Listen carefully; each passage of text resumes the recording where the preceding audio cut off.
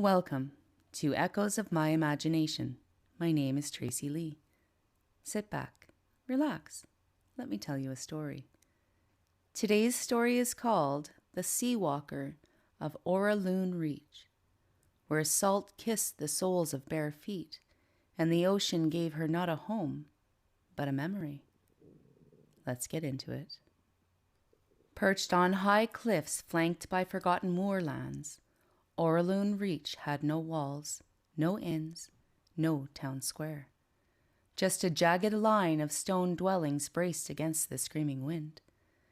The people here once lived in harmony with the tides, worshipping moon pole and sea creatures with festivals and floating lanterns. But decades ago, a great tide came uninvited. A storm tide that swallowed half the village and left the rest unable to hear the ocean without trembling. After that, they stopped listening altogether.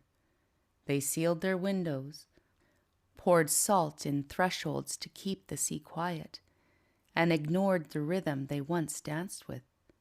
But the sea never forgot. It simply waited.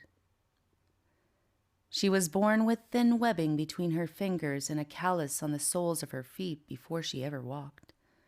Her mother swore she had not cried at birth, only exhaled, like a sigh that came from the very sea itself. The midwife left rose kelp on the doorstep, whispering, "This one is tide-called. Let her choose her path." She didn't fit into the Reach's hush.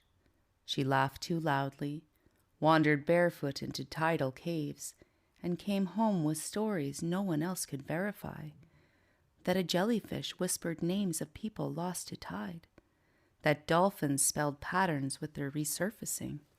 That one barnacle-covered buoy hummed ancient lullabies if touched just right. The village whispered that she was touched. She whispered back that they were deaf. When she turned 11, the last elder who remembered the ocean's songs died. He left behind only a net of coral beads and a spiral-bound shell. She put it to her ear and heard a melody she had never been taught, but had always known.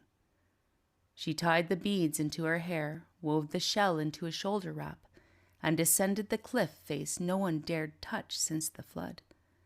At the bottom, she knelt in the foam and whispered, "I am here." The tide did not retreat. It leaned forward. From that moment, she was Seawalker.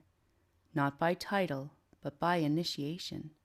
The sea responded. Every morning, before the gulls stirred, she walked the wet margin between tide and shore.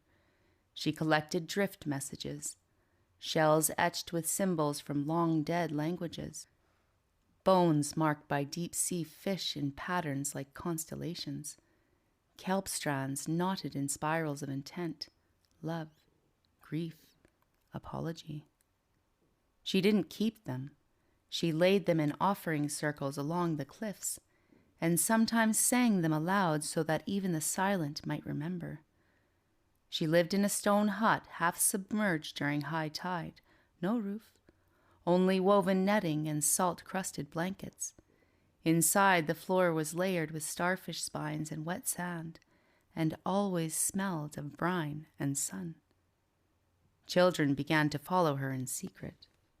One by one, they relearned the pulse of the sea. When the second storm came, a generation after the first, fear returned to the Reach. Families barricaded doors. Elders gathered heirlooms. But she stood in the highest cliff with a shell horn made from nautilus bone and played. Not a warning, not a cry, a greeting. The wind broke before reaching her.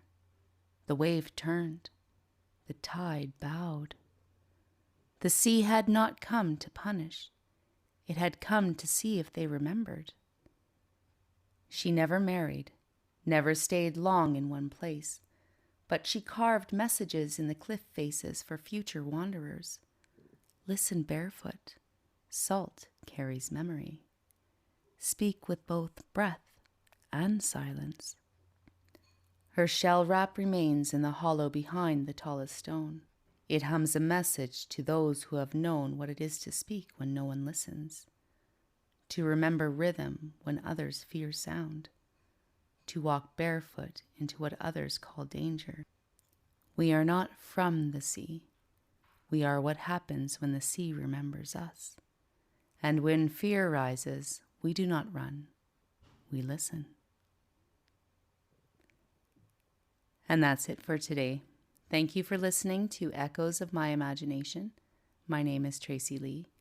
Don't forget to subscribe, share, follow, and like, and I'll catch you next time.